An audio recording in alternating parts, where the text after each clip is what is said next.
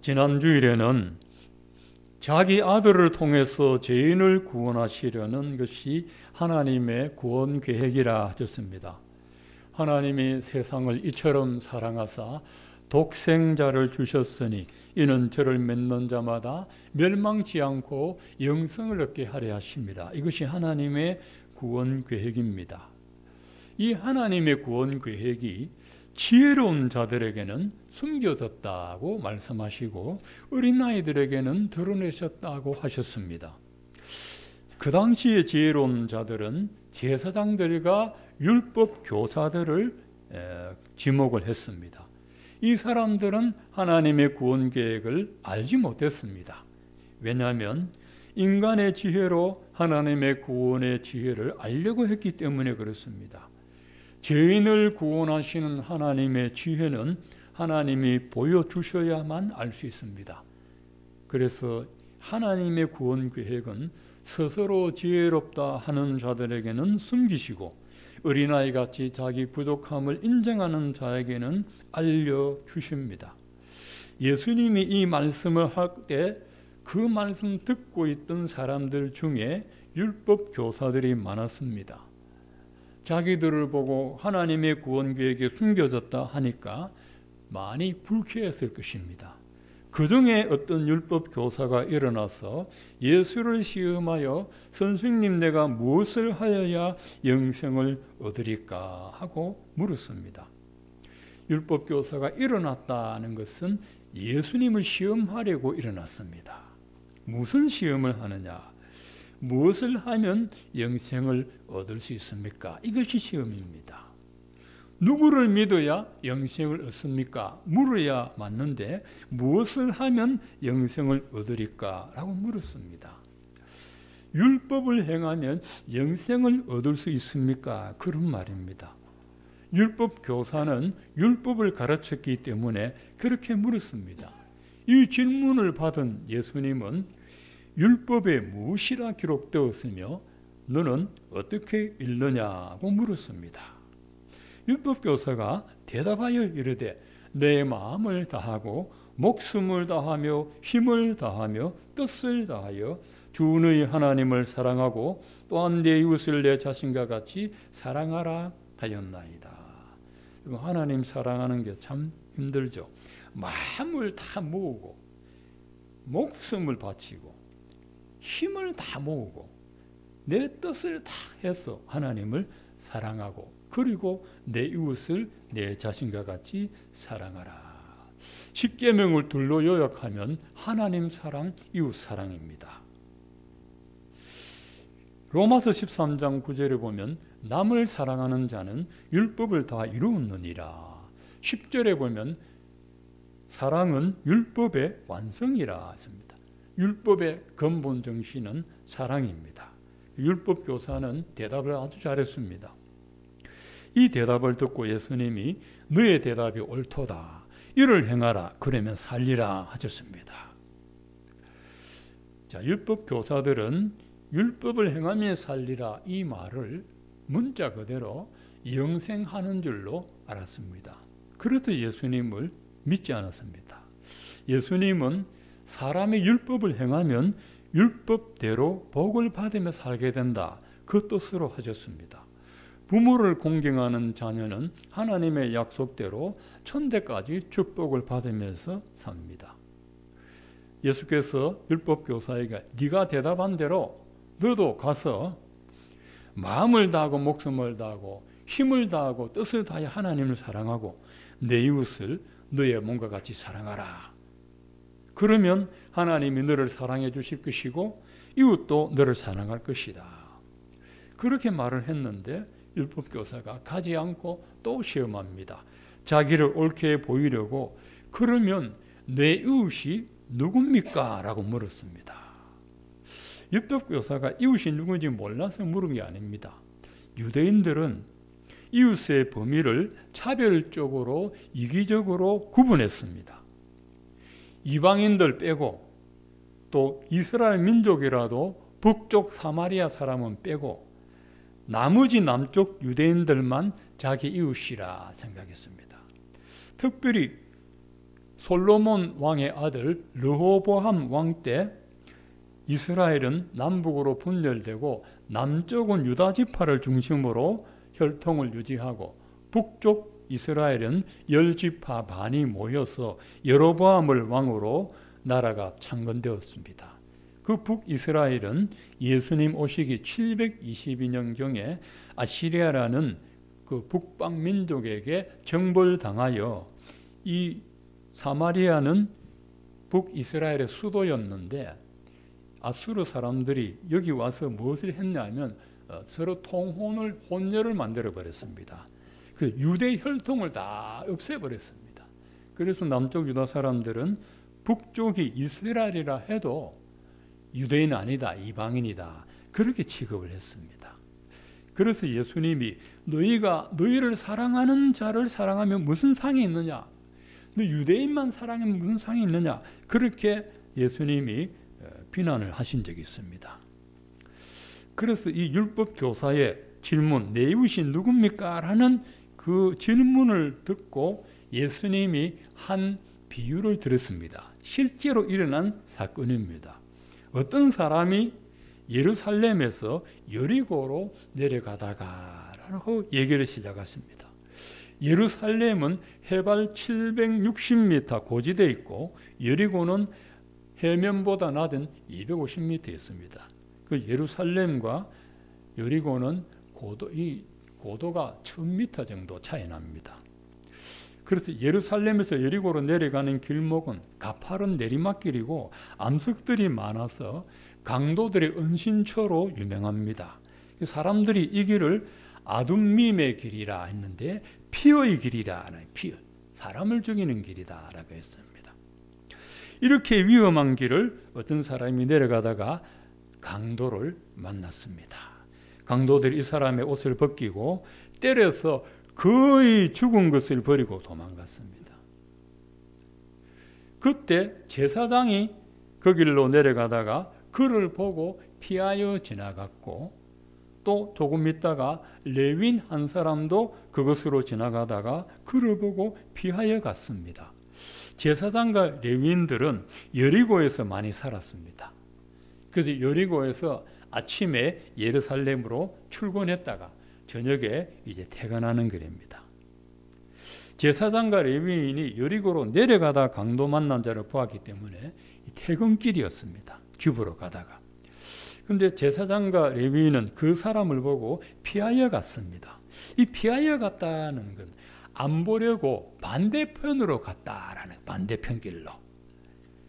왜 피하였는지는 알 수 없으나 제사장은 몸을 정결하게 해야 되기 때문에 이 피를 묻힐 수가 없고, 또 자기도 거기서 머뭇거리다가 강도 만날까 해서 피하여 갔습니다. 이 세 번째 사람이 있습니다. 이 사람은 사마리아 사람입니다. 사마리아 사람이 여행을 가다가 이 사람을 발견했습니다. 보니까 상처를 입고 거의 죽어가고 있습니다. 발가벗긴 채로. 불쌍한 생각이 들어서 가까이 가서 여행 갈 때 쓰려고 가져갔던 기름과 포도주를 상처에 붓고 사매어서 응급조치를 했습니다. 기름은 통증을 없애주고 포도주는 살균제 역할을 합니다. 그래도 안 되겠다 싶어서 이 사람을 자기가 타고 가던 짐승에 태워서 주막으로 데려가 돌봐주고 그 하룻밤을 자고 이튿날 주막 주인에게 돈을 2데나리온을 주었습니다. 2데나리온은 이틀 임금인데 하루 10만 원이면 이틀이면 20만 원인데 그 당시 유대인들은 한 데나리온 가지고 12일 동안 살 수 있습니다. 그러니까 이 2데나리온은 3주 동안 쓸 수 있는 돈입니다. 이 사람이 여행 다녀올 동안에 이 돈을 주인에게 맡겨서 이 사람을 돌봐주고 혹시 비용이 더 들어가면 내가 여행 마치고 돌아오는 길에 내가 갚겠다 하고 했습니다. 이 비유를 다 마치시고 예수님은 율법 교사에게 물었습니다. 너의 생각에는 이 세 사람 중에 누가 강도 만난 자의 이웃이 되겠느냐 했습니다. 자, 율법 교사는 제사장 계열이고 레위인 계열이 많습니다. 그럼 그쪽 편을 들어야 되겠죠. 그런데 강도만 자를 도와주지 않았습니다. 참 곤란합니다. 율법교사가 예수님께 내 이웃이 누굽니까? 하고 내 이웃을 구별했습니다.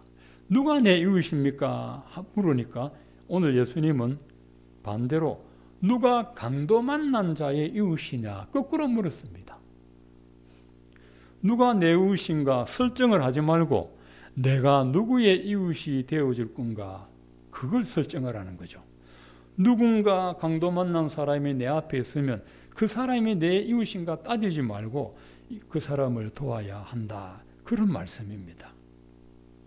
예수님이 율법교사에게 누가 강도 만난 자의 이웃이냐고 물었을 때 대답이 걸작입니다.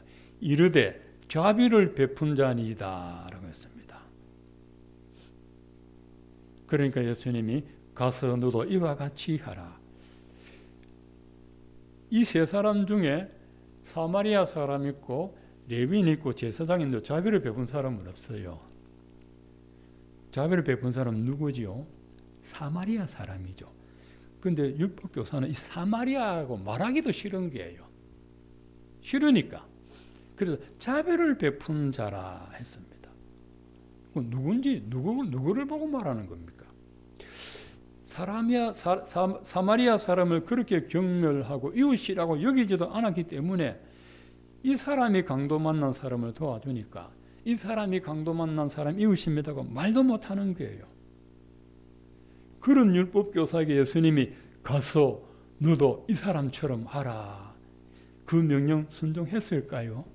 못했을 거예요.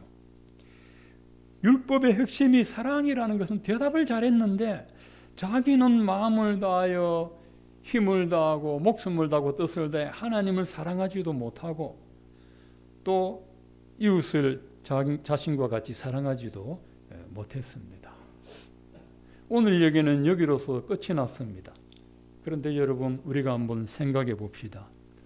진짜 사마리아인은 누굴까요? 진짜 사마리아인은 여행을 가다가 자기와 아무런 상관도 없는 강도 만난 사람을 불쌍히 여겨 상처를 삼해주고 주막으로 데려가 돌봐주고 강도 만난 사람이 회복될 때까지 비용을 다 부담했습니다. 아무도 이 사람이 한 선행은 모릅니다. 예수님은 영적으로 강도 만난 우리의 생명을 구원해 주시려고 오셨습니다. 우리는 영적인 강도 마귀에게 우리 인생을 송두리째 빼앗겼습니다. 그의 멸망이 이르게 되었습니다. 그때 예수님이 찾아와 주시고 불쌍해 주시고 죄로 말미암는 우리 영혼의 상처를 보혈로 씻어 주시고 용서해 주셨습니다. 예수님 완전한 사랑으로 우리를 구원하셔서 율법을 완성하셨습니다. 그래서 예수님은 진정한 사마리아인입니다. 우리가 얻은 구원이 어떤 겁니까?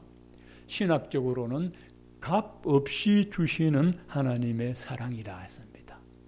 우리가 얻은 이 영원한 구원, 지옥 멸망에서 천국으로 갈 수 있는 이 은혜를 얻은 것은 값 없이 주는 하나님의 사랑입니다. 그게 구원입니다. 사마리아인이 강도 만난 사람을 아무 대가도 받지 않고 자기 모든 것을 주고 그 사람을 살려주은 것처럼 예수님도 죄와 허물로 죽은 우리를 그의 끝없는 사랑으로 구원해 주셨습니다. 여러분 이것뿐입니까? 로마서 8장 32절에는 이렇게 말씀합니다. 자기 아들을 아끼지 아니하시고 우리 모든 사람을 위하여 내어주신 이가 그 아들과 함께 모든 것을 우리에게 주시지 않겠느냐. 아들을 주신 것은 다 주셨는데 아들을 주시고 또 우리가 살아가는 동안에 하나님이 복을 주시고 영원한 나라에서도 상을 주신다 하셨습니다. 아들 주셨으면 다 주신 거라는 거죠. 하나님의 사랑은 우주보다 넓고 하늘보다 높고 바다보다 깊습니다. 우리는 이 사랑을 받고 살아가는 복된 하나님의 자녀들입니다. 우리가 하나님의 큰 사랑을 받으면 우리는 무엇을 해야 됩니까? 오늘 율법사 말대로 해야 됩니다. 마음을 다하고 힘을 다하고 뜻을 다하고 목숨을 다해서 하나님을 사랑해야 됩니다. 그냥 사랑해가 안 되고 마음과 뜻과 목숨과 힘을 다해 사랑해야 됩니다. 그리고 이웃을 사랑해야 되는데 내 몸과 같이 강도 만난 자의 이웃이 되어야 됩니다. 사랑에 대하여 가장 잘 기록한 책이 예수님의 여자 요한인데 요한일서 3장 14절에 보면 이런 말씀이 있습니다. 우리는 형제를 사랑함으로 사망에서 생명으로 들어간 줄 알거니와 사랑하지 아니하는 자는 사망에 머물러 있느니라. 아주 무서운 말씀입니다. 우리가 예수 믿음으로 사망에서 생명으로 들어갔다는 것을 무엇으로 확인하느냐? 형제와 자매를 사랑함으로써 확인하는데 형제와 자매를 사랑하지 아니하면 아직도 사망에 있다고 하는 겁니다. 얼마나 무서운 말입니까? 그 형제를 미워하는 자마다 살인하는 자니 살인하는 자마다 영생이 그 속에 거하지 아니하는 것을 너희가 아는 바라. 그가 우리를 위하여 목숨을 버리셨으니 우리가 이로써 사랑을 알고 우리도 형제들이 위하여 목숨 버리는 것이 마땅하니라. 누가 이 세상 재물 가지고 형제의 궁핍함을 보고도 도와줄 마음을 닫으면 하나님의 사랑이 어찌 그 속에 거하겠느냐. 자녀들아, 우리가 말과 혀로만 사랑하지 말고 행함과 진실함으로 하자. 요한일서 4장 7절에 사랑하는 자들아 우리가 서로 사랑하자. 사랑은 하나님께 속한 것이니 사랑하는 자마다 하나님께로 나서 하나님을 알고 사랑하지 아니하는 자는 하나님을 알지 못하나니 이는 하나님은 사랑이심이라. 하나님을 100번 안다고 해도 사랑하지 못하면 하나님을 알지 못하는 겁니다. 누구든지 하나님을 사랑하노라 하고 그 형제를 미워하면 이는 거짓말하는 자니 보는 바 형제를 사랑하지 아니하는 자는 보지 못하는 바 하나님을 사랑할 수 없느니라. 우리가 이 계명을 주께 받았으니 하나님을 사랑하는 자는 또한 그 형제를 사랑할지니라. 누가 이 세상 재물 가지고 형제의 궁핍함을 보고도 도와줄 마음을 닫으면 하나님의 사랑이 어찌 그 속에 거하겠느냐. 제가 이 말씀이 너무 마음에 걸렸습니다. 2017년도니까 지금 5년 지났네요. 제가 잘 알고 지내는 믿음의 형제가 있는데 가족이 캐나다로 이민을 간다고 합니다. 그래서 참 직장도 정리하고 이제 집도 내놓고 준비를 하고 있다. 그래서 참 제가 축복한다고 했습니다. 한 2년이 지나고 2019년 2월이 되었습니다. 이 형제에게서 연락이 왔는데 형님 너무 답답하고 숨도 못 쉬겠습니다. 그래서 내가 어디 아프나 하니까 바로 전화가 오더라고요. 아픈 게 아니고 캐나다로 이민 간다고 가족들이 먼저 캐나다 다 보내고 자기는 여기 집 정리하고 간다고 한국에 남아 있는데 캐나다에서 대출 받아가 집을 샀는데 이 부산에 집이 안 팔려서 이자가 자꾸 불어나고 집은 안 팔리고 미치겠다는 거예요. 자꾸 딴 생각이 든다고 하는 거예요. 그때가 2월 말경이었어요. 2월 말경인데 우리 사위가 제 생일이라고 20만 원을 줬어요. 그걸 내가 받아놨거든. 그 전화를 받고 나니까 너무 괴로운 거야. 그런데 여러분 2019년이 우리 교회에 어떤 일이 있었습니까? 기막힌 일이 있었죠. 그래서 2019년 1년 동안 제가 이 교회에서 사례를 한 번도 못 받았어요. 교인들이 11조를 안 하면서 재정이 하나도 없으니까 내가 사례를 받을 수가 없대요. 1년 꼬박 사례 못 받고 그 이듬해도 6개월 동안 뭐 30만 원, 50만 원 이렇게 받아요. 그 2년 동안 사례를 못 받아요. 내 입에 풀칠하기도 바쁘죠. 그런데 자기는 지금 죽겠다는 거야. 그래도 이 친구가 까딱 해가지고 그리고 가족들 다 보내고 몇 년 동안 혼자 외로워 있으니까 얼마나 외롭고 우울합니까, 그죠? 그리고 막 그 금융업자는 찾아오지요. 압류 막 저당 붙여놓지요. 사람이 그 스트레스 뭐 보통 말도 못하죠, 여러분. 남의 빚 못 갚으면 사람 미치죠. 도망갈 수도 없고. 그래서 내가 그걸 보내줬어요. 근데 우리 교회 사정을 얘기해줬어요. 내가 보통 때 같으면 또 많이 못 도와주지만 지금 나도 이렇다. 나도 사례를 못 받고 있다. 1년째. 이거는 내 돈 아니고 내 생일 선물로 받은 돈인데 이걸 쓰라고. 형님 고맙습니다. 그리고 또 작년 2월 말 내가 또 연락이 오는 거야.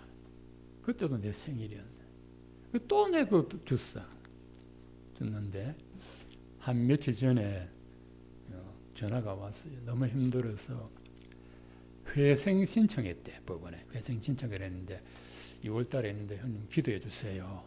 기도해 주세요. 알았다. 그러면서 말을 못해. 얘가 말을 못하는데 내가 너무 괴로웠어요. 괴로워가지고 내가 5만 원을 보내줬습니다. 5만 원을 보내주니까 고맙습니다 하더라고.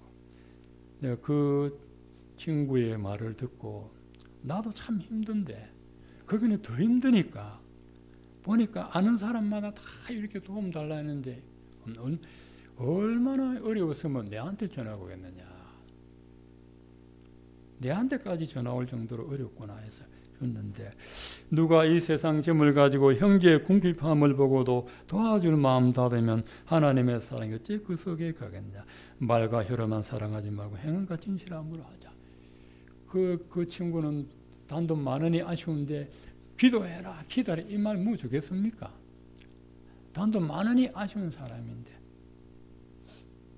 그래서 내가 나도 얼마 안 주지만은 나도 어려운데 하나님만 바라보니까 하나님이 안 굶기신다.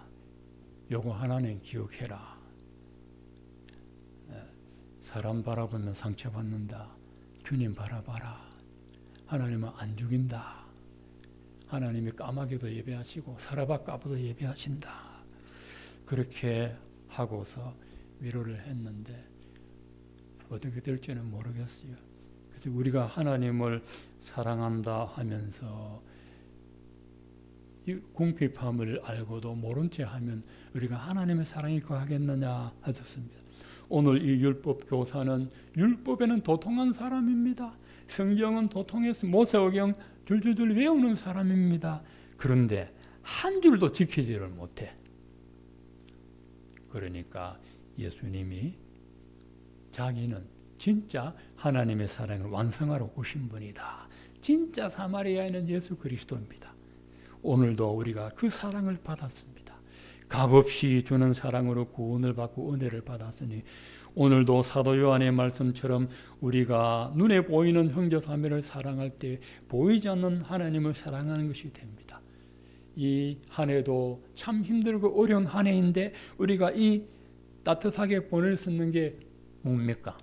사랑의 온기가 따뜻해진다면 올 한 해도 사람 사는 맛이 날 줄로 믿습니다. 우리 교우들 얼마 안 되지만은 주님의 따뜻한 사랑의 온기로 대한다면은 우리 교회도 주님의 사랑의 온기로 뜨거워지게 될 것이고 여러분의 이 온기는 전달이 됩니다. 이 삭막한 세상에 예수님의 사랑을 보여주는 저와 여러분 되실 수 있기를 축원을 드립니다.